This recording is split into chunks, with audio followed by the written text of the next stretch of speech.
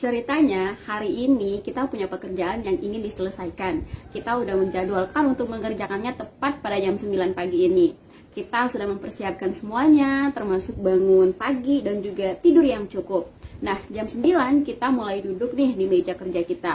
Kemudian kita mulai membuka laptop, terus kita buka Miss Word atau Excel atau apapun ya. Dan apa yang terjadi? Kita merasa blank, nggak tahu harus mengerjakan apa. Semakin kita paksa otak kita untuk bekerja, semakin kita merasa malas. Maka untuk merefresh otak, kita kemudian mengambil minuman, katakanlah kopi ya. Kita bikin kopi 5 menit, dan kita siap kembali untuk bekerja.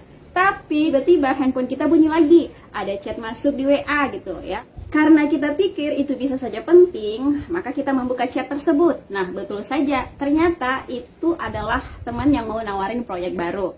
Terus kita lanjutkan lagi nih, chat sama dia. Nah, ternyata dalam chat itu dia ngasih link untuk contoh proyeknya. Maka kita bukalah link tersebut dan kita kemudian mulai membaca artikelnya. Kita menonton video yang ada di sana. Tapi karena ada hal yang kita tidak mengerti dan kita coba searching lagi nih di Google. Lama kita mencari informasi tentang hal tersebut, tentang proyek tersebut di Google. Kita baca Wikipedia lagi, terus kita baca blog lagi, sampai kita surfing di YouTube. Nah, tanpa terasa sudah 1,5 jam waktu berlalu. Kita ke kamar mandi, kita buang air kecil, kemudian kita mulai teringat lagi akan pekerjaan yang kita belum kerjakan. Maka kita mulai kembali lagi bekerja gitu. Nah, begitu mulai bekerja, perut kita merasa kayak tiba-tiba berbunyi gitu ya, lapar melanda. So, kita putuskan untuk makan terlebih dahulu. Sehabis makan, kita udah merasa kenyang nih ya, kenyang. So, kita istirahat sambil nonton TV sebentar gitu ya. Ternyata di TV lagi ada acara asik nih, salah satu program dari artis favorit teman-teman misalkan ya. Dan kita pun lanjut untuk menonton televisi. Tak terasa nih 2 jam telah berlalu. Nah, setelah acara selesai, kita udah merasa gerah gitu ya. So, biar fresh, kita memutuskan untuk mandi gitu terlebih dahulu. Setelah mandi, waktu udah menunjukkan pukul 2 atau setengah 3 lah. Maka kita putuskan untuk kembali bekerja. 10 menit berjalan, tiba-tiba ada notifikasi lagi nih dari smartphone atau dari ponsel kita. Kali ini dari Shopee. Ternyata lagi ada promo belanja cashback yang murah banget. So, kita putuskan untuk membuka lebih lanjut. Nah, kalau diteruskan, ini sampai malam gak akan kelar-kelar. Pekerjaan kita pun gak selesai-selesai, teman-teman. Kenapa? Karena distraksi dari banyak hal, terutama dari smartphone, dari TV, dan juga dari hal-hal yang lainnya.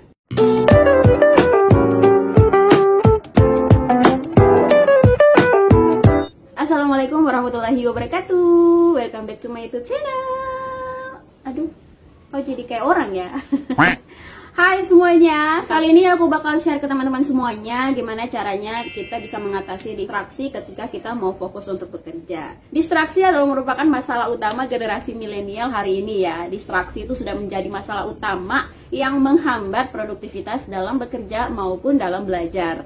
So, di sini aku bakal kasih 9 tips untuk mengatasi masalah distraksi dalam bekerja maupun dalam belajar. Tips yang pertama yaitu memiliki goals jangka panjang yang jelas. Goals atau tujuan itu akan menjaga fokus kita pada apa yang penting dalam hidup kita. Dengan goals, kita punya semacam petunjuk dari arah yang jelas akan apa yang harus kita lakukan. Mana jalan yang benar dan kapan saat kita melenceng. Tanpa goals, kita akan merasa kita akan terombang-ambing di dalam lautan atau di belantara dunia internet gitu ya. Kedua, teman-teman bisa pecah goals kita menjadi target kecil-kecil nih ya. Itu memang akan memotivasi kita. Tetapi kalau ia terlalu besar bisa jadi bumerang buat kita sendiri ya. Itu kita perlu untuk memecah menjadi target yang kecil-kecil ya. Contohnya nih ya, kalau goals jangka panjang kita adalah menerbitkan sebuah buku gitu misalkan, maka kita bisa pecah menjadi goalsnya itu per 3 bulan adalah menyelesaikan 1 bab per bulan.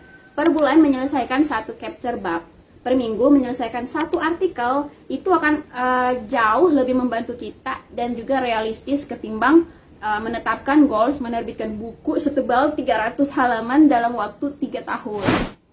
Tips yang ketiga yaitu buat to-do list. pada 2-3 pekerjaan terpenting untuk diselesaikan hari itu juga. Banyak orang nih yang berambisi untuk menyelesaikan banyak pekerjaan dalam waktu 1 hari. Ya, ini sih sebenarnya bagus ya. Tetapi yang menjadi masalahnya adalah ketika hal itu hanyalah nafsu belaka, kemudian bukan melalui manajemen perencanaan yang baik, maka bisa dipastikan seminggu kemudian ia akan melempem dan berhenti. Nah, daripada seperti itu, kita akan jauh lebih berdampak jika kita menetapkan tidak terlalu banyak tugas dalam 1 hari. Maksimal 2-3 pekerjaan itu udah sangat cukup ya. Yang penting kita bisa konsisten mengerjakannya terus-menerus. Nah, goals yang tidak terlalu banyak juga itu akan membantu kita lebih fokus dan juga terhindar dari distraksi. Nah, selain itu juga ketika berhasil menyelesaikannya, kita akan mendapatkan perasaan menang ya, perasaan menang setiap harinya. Ini penting untuk menjaga semangat kita dalam bekerja. Tips yang keempat yaitu selesaikan pekerjaan secepat mungkin. Waktu pagi adalah waktu terbaik untuk menyelesaikan pekerjaan yang berat. Mengapa? Sebab pada momen itulah energi atau otak kita itu sedang dalam performa terbaiknya.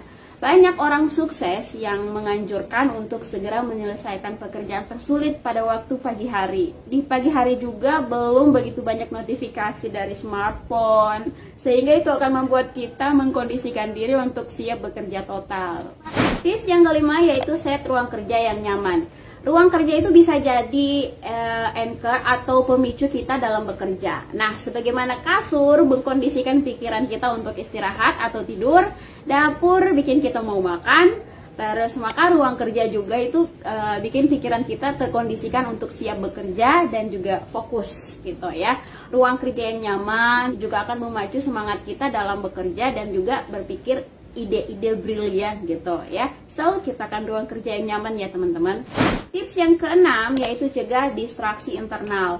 Nah, distraksi internal ini bisa diatasi dengan berbagai cara loh. Salah satunya adalah dengan menggunakan teknik Pomodoro. Teknik Pomodoro itu singkatnya adalah menggunakan rangkaian waktu 25 menit sekali dalam bekerja. Kemudian mengambil break selama 5 menit. Jadi, setiap 4 kali 25 menit, ambillah waktu break yang lebih panjang. Misalkan 30 menit break. Break ini akan bikin kita menjadi lebih fokus pada saat kita bekerja, dan ini juga akan mengurangi keinginan bawah sadar untuk selalu mengecek HP atau mengecek handphone kita. Nah, teman-teman pengen tahu lebih jauh tentang teknik Pomodoro, nanti teman-teman bisa baca artikelnya aja di Google ya. Oke, tips yang ketujuh yaitu singkirkan semua distraksi eksternal. Kalau yang tadi internal, sekarang eksternal. Distraksi eksternal adalah semua hal yang tidak terkait dengan pekerjaan kita. Misalnya nih, salah satunya yang paling utama adalah smartphone tadi ya. Jika kita tidak menggunakan smartphone untuk bekerja, maka sebaiknya jauhkan smartphone kita dari meja kerja ya. Kita pastikan matikan TV, kunci kamar atau ruang kerja kita, dan kita mesti kasih tahu ke orang-orang sekitar bahwa kita itu lagi sedang tidak ingin diganggu gitu ya. Nah, tips yang ke-8 yaitu latih disiplin fokus dengan meditasi. Ternyata mengatasi distraksi juga bisa dilakukan dengan latihan fokus pada waktu-waktu lowong loh, seperti yoga, meditasi, atau bersikir, olahraga gitu ya. Dengan melatih diri untuk fokus, kita itu akan lebih tangguh dan juga tahan akan distraksi pada saat giliran bekerja. Tips yang ke-9 yaitu pertahankan momentum kerja kita. Kita mulai terbiasa dengan tips-tips ini nih, misalkan ya. Maka secara perlahan kita akan menemukan ritme dan juga pola baru yang pas ketika kita bekerja. Nah, itulah yang dinamakan momentum kerja. Itulah sumber produktivitas kita ya. Pastikan kita kenali momentum tersebut dan kita pertahankan untuk diduplikasikan seterusnya.